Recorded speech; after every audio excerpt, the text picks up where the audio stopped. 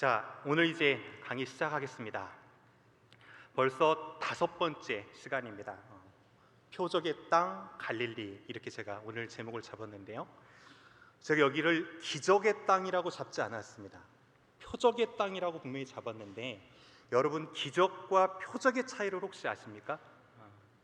기적은 어떤 일이 벌어졌는가 하는 결과에 관심을 갖는 게 어떻게 보면 기적입니다. 그런데 표적은 어떤 일이 일어났는가 하는 결과에 관심을 두기보다는 그 일이 의미하는 바가 무엇이고 그 다음에 목적이 무엇인가 하는 것에 주목하는 것입니다.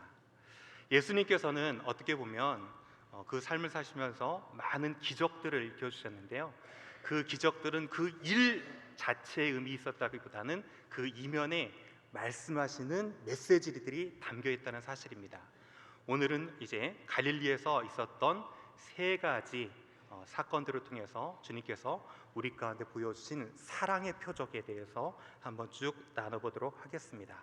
본격적으로 이제 갈릴리 지역을 들어가면서 지난주에 저희들이 갈릴리 주변에 어떤 도시들이 있는지 쭉 한번 살펴봤는데, 동쪽부터 한번 도시명 다시 한번 살펴봅니다. 자, 가장 동쪽에는 거라사라고 불리는 지방이고요. 그 다음에 북쪽으로 올라가면서 베데스다, 오병이어 기적이 있었던 장소죠. 그 다음에 지난주에 살펴봤던 가버나움, 고라신, 쭉 돌아가면서 게네사렛, 막달라, 그 다음에 디베랴 이렇게 있었습니다. 갈릴리가 이제 오늘로 끝나는데요, 최소한 이 도시 정도 이름이 나오면 갈릴리 바다를 좀 떠올릴 수 있으면 좋겠다는 생각이 듭니다. 자, 제가 지명을 없앴습니다. 한번 나올 수 있겠나요? 가장 동쪽에 있었던 도시 이름이 뭘까요? 군대 귀신. 잘하셨습니다. 그 다음에 위쪽 상요단강에서 갈릴리 바다로 빠져나오는 이즈음에 있는 도시, 벳세다입니다. 벳세다. 자, 그리고 쭉 돌아가면서 이제 위로의 마을이라는 뜻을 가지고 있는 가버나움이 이 정도 있었고요. 그 다음에 화 있을진저 고라시나 했던 부분이 가버나움 위쪽에 있습니다. 더 돌아가서는 게네사렛, 그 다음에 막달라라는 마을이고요. 그 다음에 이 바다의 주요 도시 역할을 했던, 수도 역할을 했던 디베랴가 있습니다. 자, 쭉 한번 보시면 이렇게 도시 이름 정도는 이제 머리에 좀 새겨두시고, 그 다음에 성경을 펴실 때 갈릴리 지명이 나오면 이것들을 좀 그려보실 수 있었으면 좋겠습니다. 자, 이런 도시 중에 오늘 첫 번째는 바로 거라사 지역입니다. 예수님께서 산상수훈을 가버나움 근처에서 마치시고 배를 타시고 풍랑을 만나셨죠. 그 다음에 바다를 잠잠케 하신 후에 첫 번째 도착한 곳이 거라사입니다. 자, 여러분 지도 한번 펴보시고요, 거기에다가 거라사에 박스 한번 쳐보시고 그 밑에 뭐라고 쓰시냐면 군대 귀신 이렇게 한번 써보십시오. 거라사에다가 이렇게 박스로 한번 표시해 보시고 그 옆에다가 쓰실 수 있으면 군대 귀신 이렇게 써보도록 하겠습니다. 자, 그러면 이제 구체적으로 사진을 통해서 이 거라사 지역을 먼저 봅니다. 자, 이 거라사 지역은 원래는 1967년 3차 중동전쟁이 있기까지는 요르단 영토였습니다. 그랬던 것을 이제 이때 이스라엘이 이 지역을 점령하고 한 3년 정도 있다가 지금 이쪽으로 보이시는 도로 혹시 보이십니까? 쭉 난 도로가 있는데 이 도로를 내다가 우연찮게 유적지 하나가 발굴돼요. 수도원의 유적지였는데 이 유적지가 발굴됩니다. 자, 그리고 나서 이쪽에 이제 교회터가 있었다라는 것을 알게 됩니다. 자, 그래서 크게 이 교회터가 하나 있고요. 이 교회터 이상으로 의미 있었던 곳이 어디냐면 산 중턱에 있었던 동굴지대입니다. 이 동굴은 군대 귀신 들렸던 그 사람이 거주해 있었다라고 전해지는 동굴이 있습니다. 자, 이거를 조금 확대해 보면 교회터는 오늘날도 이렇게 이제 나머져 있고요. 그 다음에 이쪽으로 보면 계단으로 쭉 올라가는 지역이 있는데 이쪽에 무덤터가 그대로 나머져 있습니다. 자, 그런데 이 본문을 보면 무덤 사이에 거했다라는 표현이 나옵니다. 자, 우리나라 정서로 귀신 들렸던 사람이 무덤 사이에 거했다라고 생각하면 어떤 이미지들이 떠오르시나요? 무덤과 무덤 사이에 거했다? 내지는 아니면 봉무덤이 쭉 나올 때는 쭉 갈라져 가지고 그 안에서 히히히 이렇게 사람이 나왔다가 다시 들어가는 그런 이미지를 떠올리실 수 있는데, 실은 이제 유대식 무덤은 이런 봉무덤이 아니고요, 보시는 것처럼 동굴식입니다. 자, 동굴식이어서 얼마든지 사람이 그 안에 들어가서 거할 수 있는 그런 구조를 가지고 있습니다.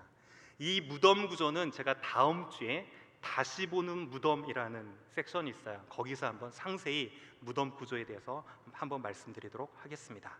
자, 오늘은 이제 돼지를 잡으면서 본격적으로 한번 시작해 보는데요. 저희도 그렇게 시골 동대였는데 잔치를 하면 돼지를 잡습니다. 그래서 돼지를 잡는 방법이 주로 어떻게 잡죠? 햄버를 가지고요, 돼지를 잘 묶어놓고 뽕! 머리를 치죠. 잘 맞으면 깨익! 하면 바로 칼로 맥을 딱 땁니다. 자, 그런데 이렇게 한 번에 잘 맞아서 죽으면 다행인데요, 때릴 때 가끔 빗 맞는 돼지들이 있어요. 그럼 이 돼지들은 죽기 살기로 이제 도망갑니다. 그럼 마을에 난리가 나겠죠. 자, 근데 여기서 이제 한번 생각해 보십시오. 이렇게 목숨을 걸고 도망하는 돼지는 어느 방향으로 뛸까요? 하는 거예요. 자, 1번 산 위를 향해서 뛴다.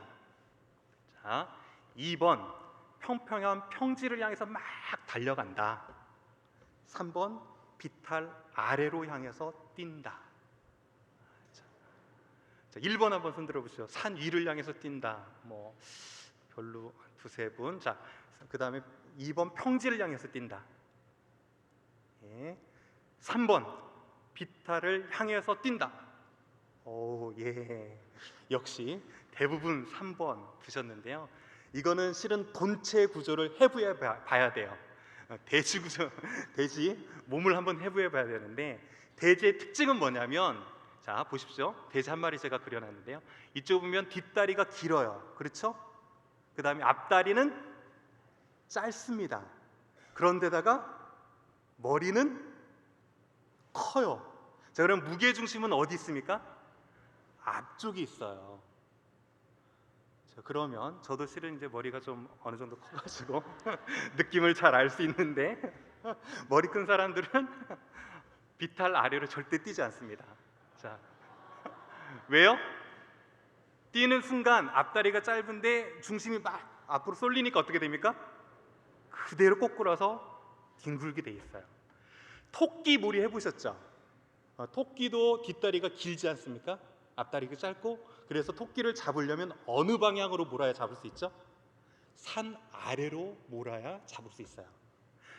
제가 왜 여러분들이 비탈 아래를 향해서 뛴다고 대답했는지 압니다. 여러분은 성경을 잘 아시기 때문이에요. 자, 성경 기사를 보면 모든 돼지들이 바다를 향해서 어떻게 뛰었다? 비탈로 내리달았다라고 돼 있어요. 이 본문 때문에 당연히 그걸 받아들였는데요.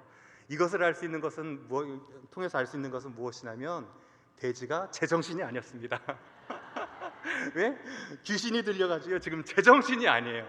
죽기 살기로 뛰면 산 위로 막 뛰는 게 마땅한데요, 귀신이 들려서 바다를 향해서 내리달았다라는 사실입니다.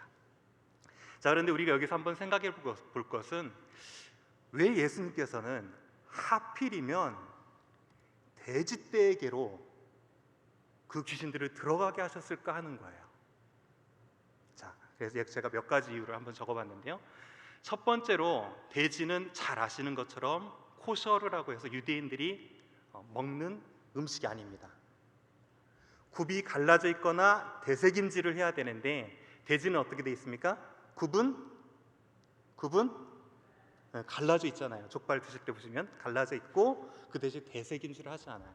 그래서 부정한 짐승입니다. 그래서 모르긴 몰라도 이 율법의 부정한 짐승을 예수님께서 처분해 버리시려고 그랬다라고 얘기할 수도 있죠. 내지는 지금 이 한 사람에게 있었던 수가 군대라고 했죠. 많은 귀신이 들어가 있어요. 그 귀신을 내버려 두면 어떻게 됩니까? 제2, 제3의 피해자들이 속출할 수 있겠죠. 그래서 돼지에게 들어갔다라고 볼 수도 있어요. 그런데 예수님께서는 군대 귀신을 돼지에게 들어가라가 했을 때 돼지가 과연 물 안에 몰수할 것을 모르셨을까요? 어떻게 보면 이런 큰 재산적 피해를 주면서까지도 예수님께서 돼지를 몰살시키는 현장 가운데 계셨습니다. 자, 왜 그러셨을까 하는 거예요. 자, 바로 이렇게 해석하기도 하는데요. 예수님의 주권과 권능이 있음을 보여주는 것, 그 돼지마저도 내 주권 아래 있다, 뭐 이런 것을 보여줄 수도 있다라고 얘기하지만, 저는 개인적으로 예수님께서는 왜 군대 귀신을 돼지떼로 들어가게 하셨을까 하는 부분에 있어서는 단순히 기적보다도 그 기적 이면에 표적을 통해서 중요한 가르침 한 가지를 주시기 위해서 그러셨다라고 생각이 됩니다. 자, 예수님께서는 도대체 어떤 가르침을 주시려고 돼지 2,000마리를 소비하셨을까요? 이 가르침은 오늘 그 거라사인의 지방에 있었던 사람들의 반응을 살펴보면 잘 알 수가 있어요. 자, 예수님께서 그 군대 귀신 들렸던 자를 치유하셨는데 그 거라사인의 마을 사람들의 반응은 어땠습니까? 마가복음 5장 17절을 보면 그들이 예수께 그 지방에서 떠나가시기를 어떻게 했다? 간구했다라고 했어요. 그냥 좀 떠나주세요가 아니고요, 간절히 요청했다는 사실이에요. 제발 우리 지방으로는 들어오지 말라라고 이렇게 강력히 얘기했다는 사실입니다. 자, 어찌 보면 이 군대 귀신 들렸던 사람은 마을의 골칫거리 중에 골칫거리였잖아요. 무덤 안에 있으면서 지나가는 모든 사람들을 괴롭히고 아무리 쇠사슬로 묶어놓아도 다 깨뜨리고 나오는 골칫거리 중에 골칫거리였는데, 이 골칫거리를 해결해 주셨음에도 불구하고 왜 이 거라사인들의 사람들은 예수님이 그 마을로 들어오시는 것을 거부했을까 하는 겁니다. 자, 실은 이제 이 성경을 보면 거라사라고 언급이 안 돼 있고요, 모든 본문마다 가다라 지방 내지는 거라사인의 지방, 거라사인의 땅, 이런 식으로 넓은 지역을 의미합니다. 그 지역은 앞에 보시는 동그라미로 표시된 지역 정도인데, 이 지역을 데카폴리라고 불립니다. 자, 이 데카폴리는 한마디로 표현하면 뭐냐면 이방인 지역이에요.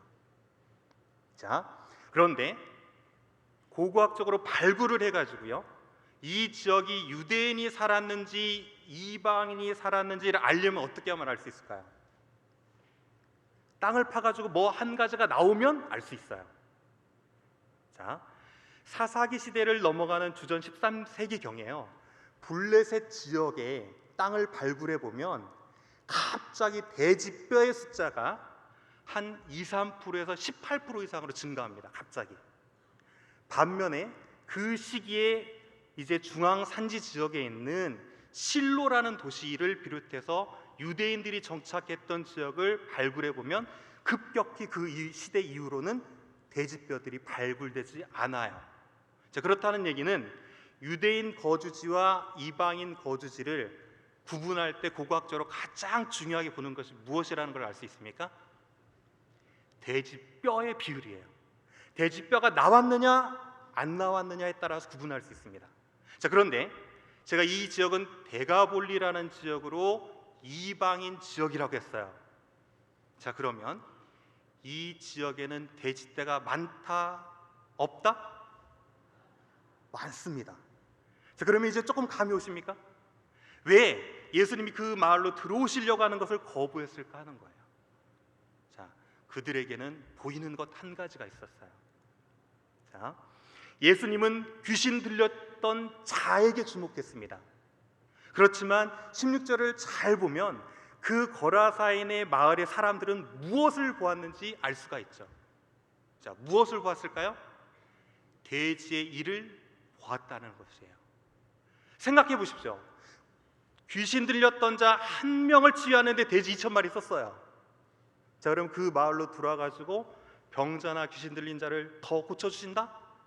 라고 하면 어떻게 되겠습니까? 더 어마어마한 숫자의 돼지들과 자기 재산에 손해를 가져올 수 있다라는 것을 주목했던 것 같습니다. 그런데 저희가 신앙생활 하다 보면 저희도 모르게 무의식적으로 거라사 이내 마을 사람들처럼 행동할 때가 있습니다. 저만 그런가요?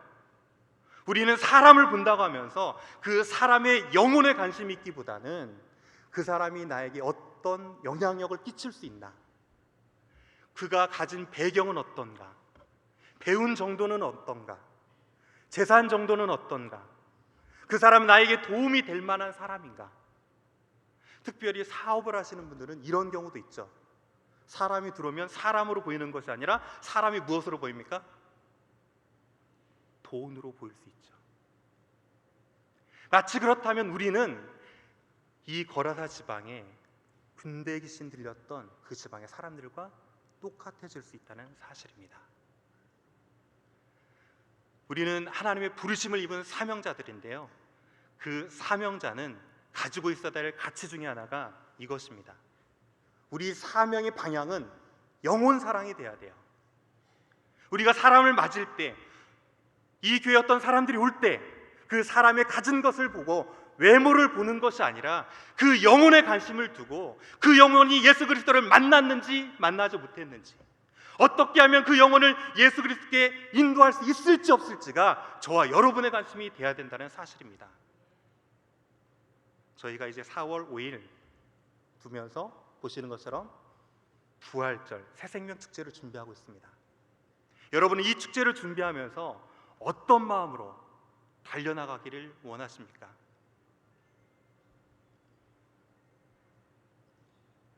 여러분, 영혼에 대한 관심을 가지고 정말 예수 그리스도를 아직도 모르는 그 영혼이 있다면 그 한 영혼을 주님께 인도하겠다는 그 간절한 구령의 열정을 가지시고 4월 5일까지 달려가실 수 있었으면 좋겠습니다. 자, 그런 마음 가지고 늘 해오시는 구호지만 한번 구호 제창 한번 해볼까요? 자, 하실 수 있겠나요? 구호하면, 구호 준비하면 야! 하실 수 있죠? 자, 구호 준비! 야! 구호 시작! 한 사람이 한 영혼을 하나님께. 아멘. 그렇습니다. 우리가 이 구령의 열정을 가지고 한 영혼을 귀히 여긴다면 주님의 말씀처럼 온 천하가 그 한 영혼보다, 한 영혼이 온 천하보다 귀하다고 하신 이 말씀에 가치를 따라갈 수 있는 사명자의 삶을 살아갈 수 있는 저와 여러분이 될 줄 믿습니다. 자, 오늘 이제 두 번째 여행지로 조금 빠르게 움직여 보면, 두 번째는 여러분 가버나움 밑에 잘 보시면 작은 글씨로 타부가라고 써 있어요. 자, 그 타부가에다가 한번 표시해 보시죠. 여러분, 타부가라는 지명이 조금 생소할 수 있지만 한번 그 타부가에다가 박스를 쳐 보시고요.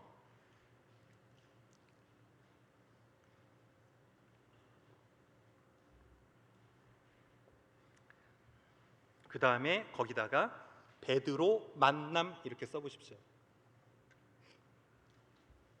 자, 타부가 다 찾으셨죠? 찾으시고 그 옆에다가 편하게 베드로 만남이라고 이렇게 써보시기 바랍니다. 자, 이 지역은 생소하실 수밖에 없는데요. 이 지역의 이름이 여러 가지가 있어요. 뭐 타부가, 헵타, 페곤, 에인쉐바, 뭐 이렇게 여러 가지 아랍식, 그 다음에 뭐 히브리식 이런 식으로 쭉 이름이 붙여져 있지만 뜻이 중요해요. 뜻은 다 똑같아요. 이름은 다 다르지만 오늘 세 가지 이름으로 부르고 있어요. 그런데 그 뜻은 무엇이냐면 7개 샘이라는 뜻입니다. 자, 보시면 이제 87번이라는 도로가 지나가고 그 밑에 갈릴리 바다가 있는데 이렇게 파랗게 보이시는 곳 있죠? 자, 이 파란 곳이 샘이 쭉 위치해 있고 물이 흘러가는 지역입니다. 오늘날 이 물은 염분이 1% 정도 돼요. 그런데다 부유물이 많아가지고요, 이 물이 어디로 흘러가냐면 양식장으로 흘러갑니다. 그래서 그 양식장에서 물고기를 잘 키워요, 이 물을 이용해서. 그런데 예수님 시대에는 이 물이 어디로 흘러갔을까요? 자, 7개의 샘 중에 실제로 오늘날 5개에서 4개 정도 흘러갑니다. 실제로. 자, 예수님 시대에는 그런데 이 물이 어디로 흘러갔을까 하는 거예요. 자, 너무 어렵게 생각하시지 마시고요. 저는 어려운 문제는 안 냅니다. 자, 어디로 올라갔을까요? 당연히 갈릴리 바다로 흘러 들어갔죠. 자, 지금도 이렇게 폭포처럼 떨어지는 물이 있고, 잘 보시면 이 지역의 갈릴리 바다로 유입되는 물들을 많이 볼 수 있죠. 자, 갈릴리 바닷물은 헬몬산의 눈이 녹아져서 내리는 차가운 물이에요. 그렇죠? 그 다음에 샘에서 흘러나오는 물은 어떻습니까? 따뜻한 물이죠. 자, 찬물과 따뜻한 물이 만나면서 1%의 염분이 있고 부유물이 많으면 뭐가 많을까요? 플랑크톤이 많고, 이 플랑크톤이 많으면 무엇이 많습니까? 물고기가 많아요. 이것을 잘 알고 여기에서 어부 생활을 했던 우리의 선수, 그 선수가 누굴까요? 베드로 선수입니다. 자, 보시면 오늘날도 이렇게 여기서 지금 낚시하는 거 살짝 조그맣게 보이는데, 오늘날도 이 지역에서 고기가 많이 잡힙니다. 자, 그런데 제가 오늘 여러분 교재를 보시면 이 지역에서 일어났던 성경 사건 두 가지를 기록해 놨어요. 자, 첫 번째는 예수님께서 베드로를 처음 만나 주신 곳, 이렇게 써놨죠. 자, 그렇고 거기다 제가 물음표를 찍어놨어요. 정말 예수님과 베드로의 만남 장소가 여기냐라고 하면 저는 모릅니다. 주님과 베드로와 그 제자들이 알죠. 그런데 추정컨대 이곳에서 만나시지 않았을까라고 제가 추정하는 거예요. 자, 그 다음에 전승상 분명하게 전해 내려오는 한 사건은 두 번째 이 사건이에요. 부활하신 예수님이 다시 베드로를 만나 주신 곳이 이곳이라고 전해집니다. 자, 그러면서 이제 요한복음 21장의 배경이 되는 곳이 이곳입니다. 자, 그래서 제가 요한복음 21장 15절에서 17절까지 말씀을 한번 읽어드릴게요. 읽어드려 볼 테니까 도대체 이곳에서 어떤 성경 사건이 있었는지 한번 잘 귀를 기울여 보시기 원합니다. 그들이 조밥 먹은 후에 예수께서 시몬 베드로에게 이르시되 요한의 아들 시몬아, 내가 이 사람들보다 나를 더 사랑하느냐 하시니, 이르되 주님 그러하이다. 내가 주님을 사랑하는 줄 주님께서 아시나이다. 이르시되 내 어린 양을 먹이라 하시고, 또 두 번째로 이르시되 요한의 아들 시몬아, 내가 나를 사랑하느냐 하시니, 이르되 주님 그러하이다. 내가 주님을 사랑하는 줄 주님께서 아시나이다. 이르시되 내 양을 치라 하시고, 세 번째 이르시되 요한의 아들 시몬아, 내가 나를 사랑하느냐 하시니, 주님께서 세 번째 내가 나를 사랑하느냐 하심으로 베드로가 근심하여 이르되 주님 모든 것을 아시오매 내가 주님을 사랑하는 줄을 주님께서 아시나이다. 예수께서 이르시되 내 양을 먹이라. 이렇게 말씀하시는 곳이 바로 이곳입니다. 자, 그러면 왜 예수님께서는 부활하신 이후에 이 베드로를 예루살렘에만 두시지 않고 갈릴리로 가서 기다리라고 하셨고, 하필 많은 장소 중에 이 장소에서 다시 만나 주셨을까 하는 거예요. 자, 이 배경을 잠깐 살펴봅니다. 자, 베드로하고 예수님이 처음 만났을 때 어떻게 말씀하셨냐면 그물을 어디에다 던지라고 그랬죠? 깊은 곳에 던지라고 그랬어요. 그렇죠? 처음 만났을 때. 그렇다는 것은 배가 그 지역에 있다면 깊은 곳은 남쪽입니다. 자, 그 다음에 예수님께서 요한복음 21장에서 다시 만나 주셨을 때 어느 쪽에? 배의 오른편이라고 했어요. 제가 오른편이면 어디라고 그랬죠? 앞이면 동, 뒤면 서, 오른쪽 하면 남쪽이라고 그랬어요. 어찌 보면 베드로가 그물을 처음 던져서 기적적으로 고기를 많이 잡았던 그 포인트에서 예수님께서 다시 그 기적을 경험할 수 있도록 지금 이끌고 계신다는 사실이죠.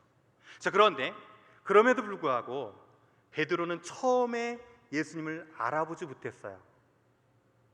자, 눈치 빠른 요한이 사랑하는 이가 주님이시다라고 하니까 겉옷을 둘쳐입고 50칸, 한 100야드 정도를 막 허겁지겁 베드로가 나왔죠.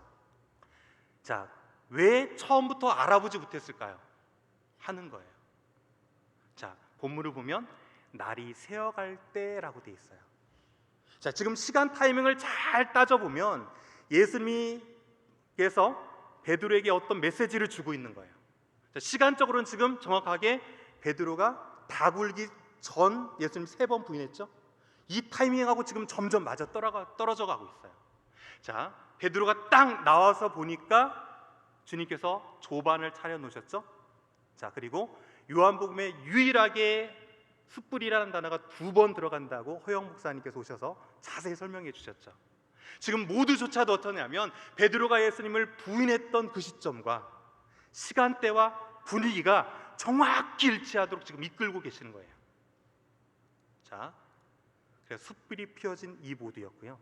그 다음에 왜 베드로가 3번째 예수님께서 내가 나를 사랑하느냐 물으셨을 때 근심했을까요? 드디어 올 것이 왔다 라는 생각을 하지 않았을까요? 내가 예수님 3번 모른다고 부인했더니 이제 드디어 왜 도대체 내가 나를 모른다고 3번이나 부인했느냐 라고 묻는 분위기가 그대로 떨어져 가고 있다는 사실이죠. 자, 그런데 여러분, 우리 여기에서 주목해야 될 사실 한 가지는 예수님께서는 이렇게 물어보지 않으셨어요.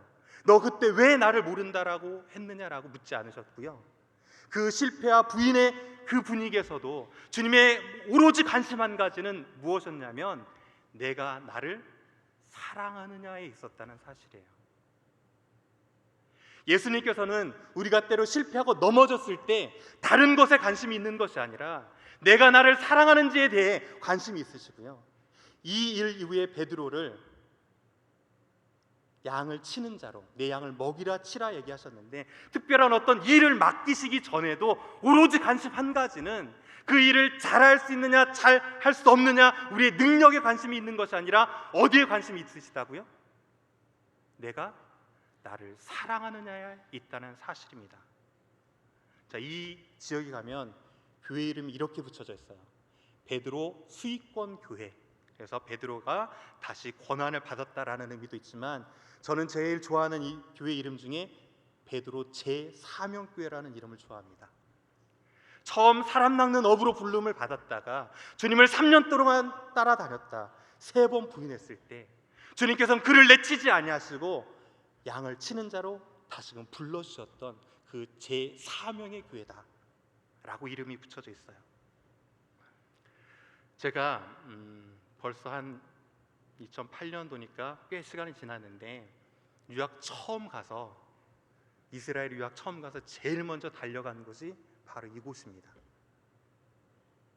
주님, 내가 이 유학생활 이제 시작하게 하셨는데 다른 건 몰라도 주님 사랑하는 마음 점점 가질 수 있도록 도와주세요. 그리고 유학 마치는 날 하루 전에 제가 모든 가족을 데리고 어디로 갔다 왔겠습니까? 바로 이곳에 다녀왔어요. 주님의 은혜 가운데 모든 가정을 마쳤는데 정말 내 마음 가운데 주님을 더 사랑하는 마음이 있습니까? 라고 묻고 왔어요. 그런데 너무나도 부끄럽게 요즘은 사역을 시작하고 나서 주님께서 내게 물으시는 내가 나를 사랑하느냐 물으시는 그 물음 앞에 제 자신을 돌아보니까 제가 귀를 막았더라고요. 주님께서는 매일 아침마다 아니면 사역을 위해서 기도할 때마다 내가 나를 사랑하느냐 묻고 계심에도 불구하고 저는 그곳에 관심이 없었던 거죠. 어떻게 하면 내게 맡겨주신 양떼를 잘 칠까에 관심이 있었죠. 하지만 주님의 관심은 내가 나를 사랑하느냐에 있다는 사실입니다. 그리고 그렇게 주님께서는 애타는 심령으로 물으심에도 불구하고 주님, 제가 주님을 사랑합니다 라고 그분께 마음을 담아서 고백해 봤던 시간들이 아련하다는 사실입니다. 여러분, 지금 이 순간 우리 주님의 가장 큰 관심은 여러분이 주님을 사랑하는지에 있다는 사실이에요. 그 주님께서 여러분 가운데 내가 나를 사랑하느냐 물으신다면 여러분은 지금 이 순간 뭐라고 대답하시겠냐는 사실입니다. 여기 계신 모든 분의 그 고백은 마음 깊이 주님, 내가 주님을 사랑합니다라고 고백할 수 있는 저와 여러분 되어지기를 주의 이름으로 간절히 축원합니다. 이 시간 그래서 물론 저희가 한국어로 영어로 예수님 사랑합니다라고 고백해도 그 주님은 다 알아들으실 거예요. 아멘? 그렇지만 잠깐 제가 히브리어로 이왕이면 한번 주님 사랑합니다라고 고백해보면 좋지 않을까요? 좋지 않을까요? 자, 그래서 히브리어 찬양을 잠깐 배워보는데요. 원래 예수라는 이름은 히브리어로 예슈아라고 해야 돼요. 유대인들이 예수님을 구원자라는 사실을 경멸하기 위해서, 제가 악보 나눠드렸는데 악보 참고하시면서 보시면 되고요, 경멸하기 위해서 붙여놓은 이름이 예수입니다. 아를 잘라버렸어요. 짧게 예수 이렇게 하면 구원자를 경멸하는 의미예요, 실은. 그래서 제대로 불러드리려면 예수아라고 불러야 됩니다. 자, 그 다음에 아니 하면 나고요, 오헤브 하면 사랑하다는 의미입니다. 근데 히브리어는 여성격과 남성격이 달라서 남자분이 사랑합니다라는 고백을 하려면 오헤브 하면 되지만 여자분들은 오헤벳이라고 해야 사랑하다는 의미가 돼요. 근데 저희가 찬양할 때는 그냥 남자 여자 격 나누지 않고요, 그냥 오헤브로 부르도록 하겠습니다. 자, 그 다음에 오트하라고 하면 당신이란 뜻이에요. 그래서 히브리어로 예수님 제가 당신을 사랑합니다라고 하면 예슈아 아니 오헤브 오트하라는 이렇게 고백이 됩니다. 제가 한번 불러드리고요, 그 다음에 여러분도 이따가 한번 따라 부를 수 있는 시간을 드리도록 하겠습니다. 한 번만 불러보도록 하죠.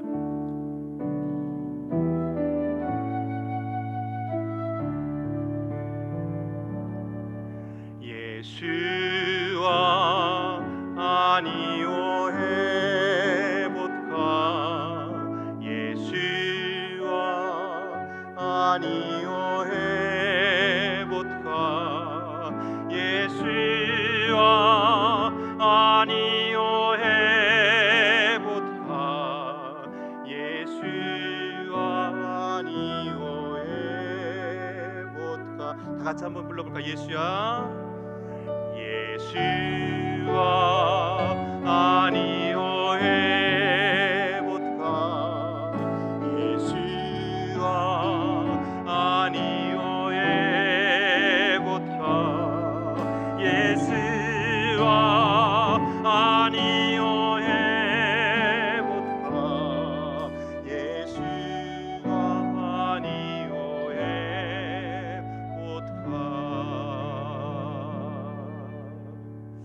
아멘. 이 사랑의 고백이 여러분의 진실한 마음의 중심에 고백이 되어지기를 간절히 소원합니다. 자, 오늘 이제 마지막 일정입니다. 자, 이쪽에 보면 벳세다라고 있죠. 그래서 여기 요단강이 갈릴리 바다로 들어오는 입구 쪽에 벳세다라고 있고요, 이 벳세다 옆에다가 오병이어 이렇게 한번 적어보십시오.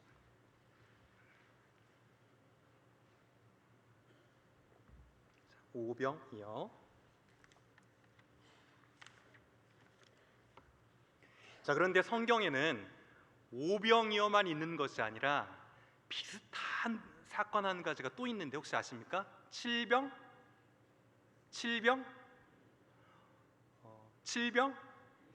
이어야 진짜? 거기는 두어 마리로 돼 있어요. 그래서 칠병 두어 마리 기적입니다. 자, 그런데 우리는 성경을 볼 때 비슷한 사건이 또 두 번 기록됐네? 혹시 숫자적인 잘못으로 중복해서 기록하지 않았을까라고 생각할 수 있는데 그렇지 않습니다. 오늘 오병이어와 칠병 두어 마리 기적을 잘 비교해 보면 그 안에 차이가 있는 것을 알 수 있고 그 안에 또 다른 우리에게 주시는 표적의 메시지가 있는 것을 알 수 있습니다.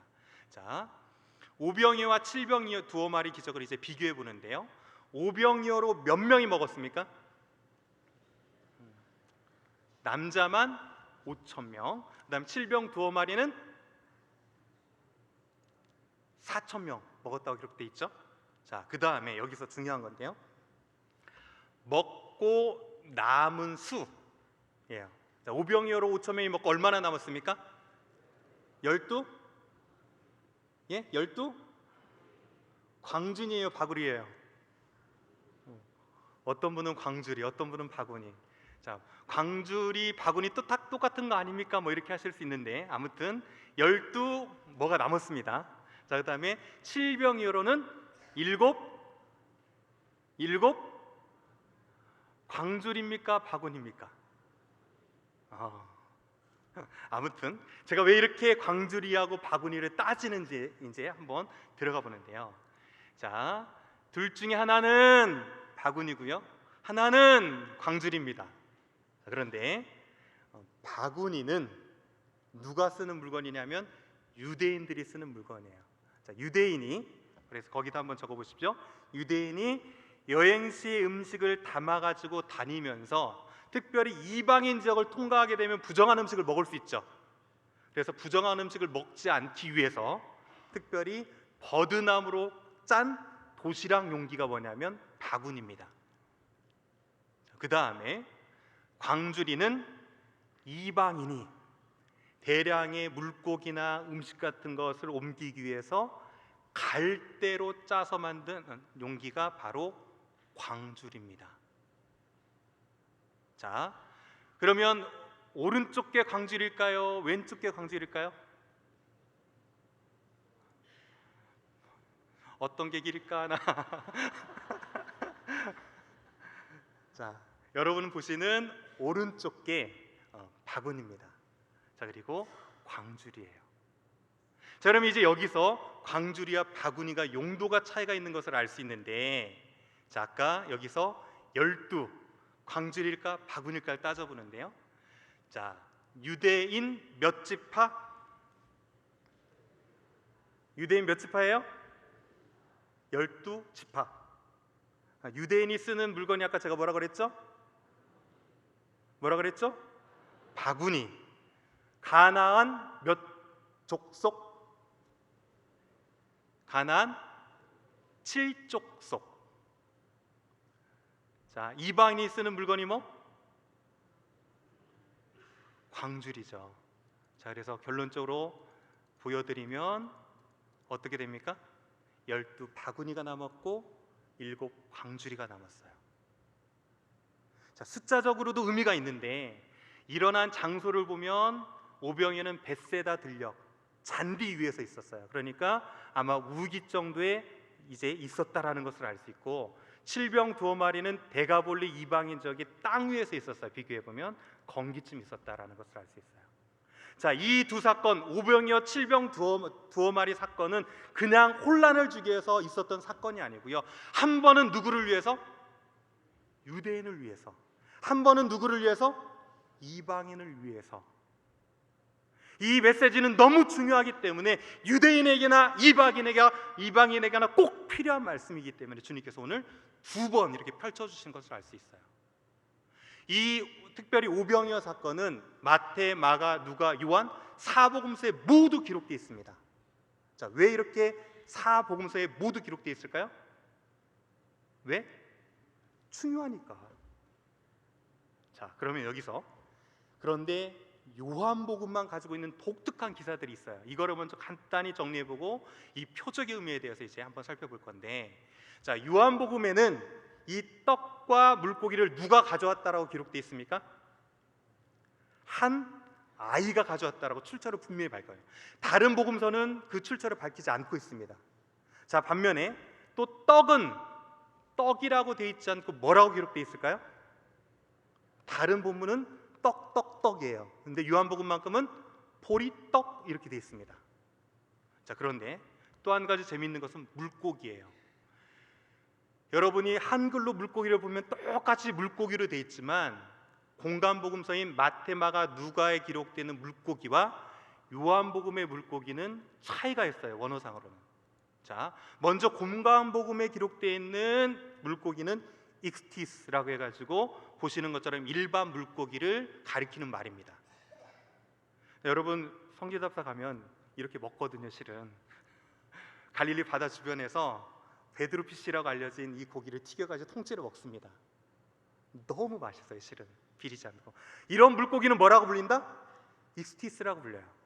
자, 그런데 요한복음만큼은 독특하게 다른 단어가 사용됩니다. 자, 무슨 단어가 사용되냐면 옵사리온이라고 기록되어 있어요. 자, 여러분 거기에다 이제 옵사리온 하면 뭐라고 기록하시면 되냐면 빵에 곁들여 먹는 물고기 이렇게 쓰시면 돼요. 자, 빵에 왜 곁들여 먹냐면 사람들이 물고기를 잡고 나서 쓸만한 물고기는 다 드립니다. 자, 그리고 너무 작거나 아니면 별로 상품성 없는 가치가 없는 것들은 버려둬요. 그러면 가난한 사람들이 그것을 가져다가 염장을 합니다. 그 염장한 고기가 뭐냐면 옵사리온이에요. 근데 옵사리온이라고 하는 것은 물고기뿐만 아니라 빵을 먹을 때 목이 메이잖아요. 그래서 올리브 절임 같은 거 많이 보셨죠? 이 절임 음식도 전부 뭐라고 부를 수 있냐면 옵사리온이라고 불려요. 자, 그러면 요한복음에서 지금 집중하고 있는 건 무엇이냐면 한 아이가 떡이 아닌 보리떡으로 그 다음에 옵산이라고 불리는 정말 작은 물고기를 드렸어요. 그랬더니 주님께서 그것을 가지고 어떻게 하셨다? 5천 명을 먹이시기도 남았다는 사실이에요. 여러분이 보시기에 여러분의 삶의 작은 헌신 같지만 하나님 나라에서는 그 주님 그 모든 헌신이 하나님 손에 들리기만 하면 5천 명 이상, 아니 그 이상의 사람들을 먹이고도 남는 넉넉함으로 사용될 수 있다는 사실이에요. 여러분이 가진 것이 적다고 주저하지 마십시오. 여러분이 아무리 작아 보이는 것이라고 할지라도 마음을 담아 주님께 드린다면 그것은 우리가 상상하지 못하는 놀라운 것으로 사용되어질 줄 믿습니다. 자, 그렇다면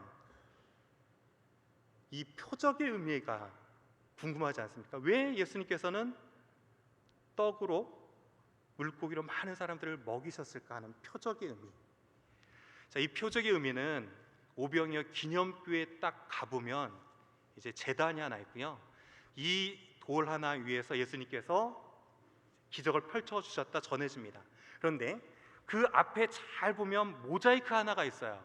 이 표적의 의미를 잘 알려면 이 모자이크를 잘 보면 표적의 의미를 알 수 있습니다. 자, 그 모자이크를 키워봅니다. 자, 똑같이 물고기 두 마리죠.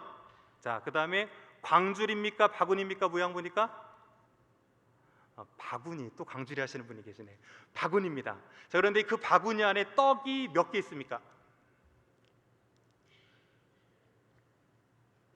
자, 떡이 몇 개 있어요? 제가 4개 벌써 답은 써놨네요. 여기 하나, 둘, 셋, 4개밖에 없어요. 그렇죠? 자, 왜 떡이 4개밖에 없을까요? 분명히 오병이어 기념교회잖아요. 왜 떡이 4개밖에 없을까? 예? 제가 보니까 손짓으로만 바디랭귀지 지금 방금 했는데요. 예수님 손에 들려 있어서 하나가 맞습니까? 네, 그렇게 대답하신 거 맞죠? 자, 그런데 이 모자이크를 만든 사람은 그렇게 해설해 놓지 않았어요. 뭐라고 했을까요? 나는 생명의 떡 대신 예수님 한 분을 제외하고 떡 4개만을 그린다라고 돼 있어요. 오병이어가 주는 기적의 메시지는 무엇입니까? 바로 예수님께서 생명의 떡이 되신다라는 사실을 이 기적 사건을 통해서 보여준 거죠. 구약 시대 때는 만나를 내려서 하루하루 말씀과 생명이 그곳에 있음을 알게 하셨다면 이제 오병이어 기적을 통해서 그 생명의 주관자의 떡이 되신 분이 예수 그리스도시라는 것을 말씀해 주었고 그 떡을 먹는 자마다 영원한 삶을 살 수 있다라는 메시지를 이 안에 담아 놓으셨다는 사실이에요. 여러분은 예수 그리스도가 생명의 떡 되심을 믿습니까? 정말 아멘입니까? 저는 천국에 가면 꼭 먹어보고 싶은 것 중에 하나가 이 오병이어 나눠줬던 떡 한번 먹어보고 싶고요. 만나 먹어보고 싶어요. 자, 그런데 이거 먹어보는 것보다 저는 더 궁금한, 맛이 궁금한 것보다 더 궁금한 게 무엇이냐면 어떻게 이 기적이 일어났을까 하는 거예요. 궁금하지 않으세요, 여러분? 도대체 예수님께서 어떤 기적을 펼쳐가지고 이 일이 펼쳐졌을까? 자, 성경 본문은 자세히 설명 안 했어요. 떡 5개를 가지사 하늘을 우러서 축사하셨고요. 떡을 어떻게 했다? 떡을 떼어 주었다라고 돼 있어요. 자, 떡을 하나 가지시고 예수님께서 착착착착착착착착착착 하면 바구니에 떡이 막 쌓여갔을까요? 근데 이렇게 하려면 2만 명 정도 모여 있었잖아요. 그렇죠? 두 개씩만 줘도 한 4만 번 이상 예수님 이거 하셨어야 돼요. 손이 안 보일 정도로. 정말 그렇게 하셨을까? 아니면 바구니에 그냥 축사하자마자 떡이 푹푹푹푹 늘어났을까? 모르겠어요. 어떻게 하셨을지 정말 궁금해요. 그런데 여러분, 제가 빨간색으로 표시하는 이 단어들을 볼 때 한 사건이 떠오르지 않습니까? 떡을 가지사 축사하시고 떼어. 언제 다시 한번 이렇게 하시죠? 최후의 만찬 때 떡을 가지사 축복하시고 떼어 주셨어요. 그러면서 그 주님께서는 그 떡을 내 몸이라 말씀하셨습니다. 근데 예수님께서는요, 여기에서 그치지 않으셨어요. 단순히 떡을 떼어주는 것으로만 그치지 않았어요. 어떻게 하셨습니까? 그 생명을 우리에게 주시려고 십자가에서 그 몸이 쪼개지셨다는 사실이죠. 히브리어로 쪼개지다, 떼다, 자르다라는 의미는 똑같은 단어들이 사용됩니다. 이런 점에서 저와 여러분은 이미 그 생명의 떡을 맛본 자들이에요. 할렐루야. 여러분이 진정 예수 그리스도가 나를 구원하실 구세주시고 내 삶의 주인이 되신다라고 믿음으로 고백했다면 여러분은 2000년 전에 그 오병이어 기적의 떡을 맛보지 않았을지라도, 그 마지막 유월절 마가의 다락방에서 그 떡을 먹어보시지 않았을지라도 이미 그 생명을 먹은 자요, 그 생명을 이 안에 소유한 자들이 저와 여러분인 줄 압니다. 할렐루야.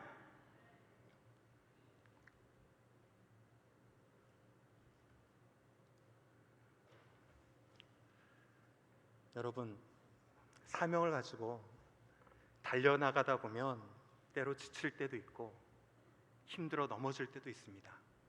포기하고 싶을 때도 있어요. 그런데 주님께서는 그렇게 실패하고 부인했던 베드로에게 딱 한 가지 그냥 물어보셨어요. 내가 나를 사랑하느냐? 그럼 됐다 라고 하셨어요. 그렇다면 우리 또한 우리 삶 가운데 주님을 섬기다가 비록 세상이 알아주지 않고 우리가 기대했던 결과들이 나오지 않고 내 손에 당장 들리는 것이 없다 할지라도 주님께서 내가 너를 사랑한다라고 말씀하시는 이 말 한마디면 충분하지 않습니까?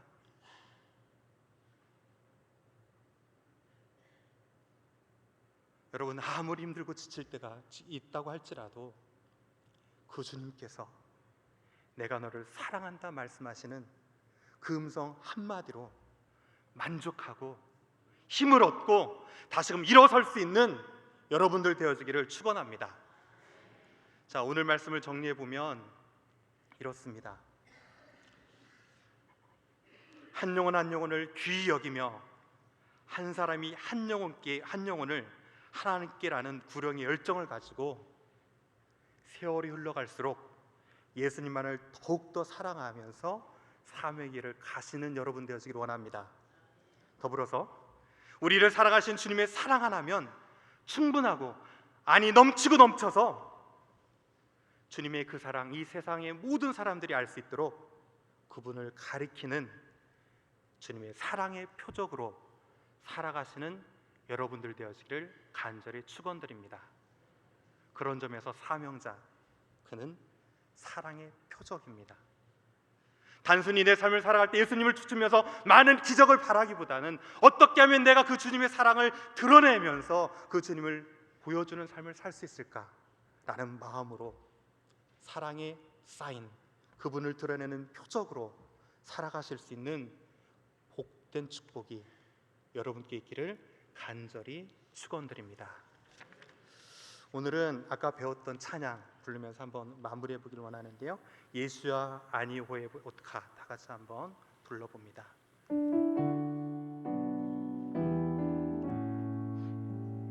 예수야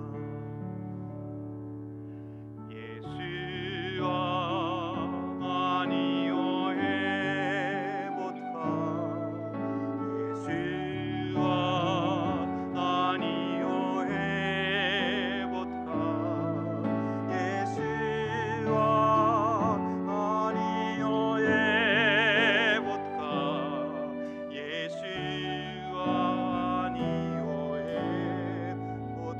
다시 한번 예수와 주님 사랑합니다.